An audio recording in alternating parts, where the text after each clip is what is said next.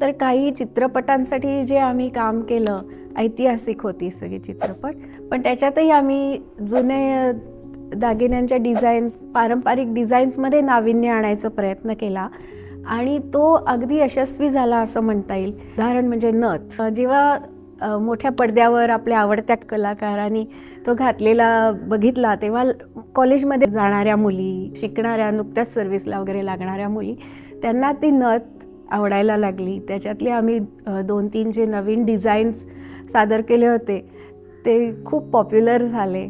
आता सोन्याच्या दागिन्यात जरा चांगला काही रंगीत स्टोन्स, हिरे, माणिक, पाचू जडवलेले ह्याला जास्त प्रेफरन्स द्यायला लागलेले आहेत.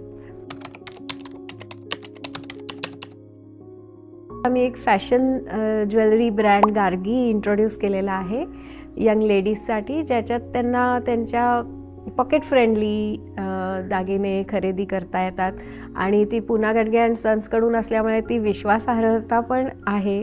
गार्गी फॅशन ज्वेलरी इंट्रोड्यूस करताना पण हीच परंपरा जपलेली आहे की त्यांना तो विश्वासाने खरेदी करता आला पाहिजे.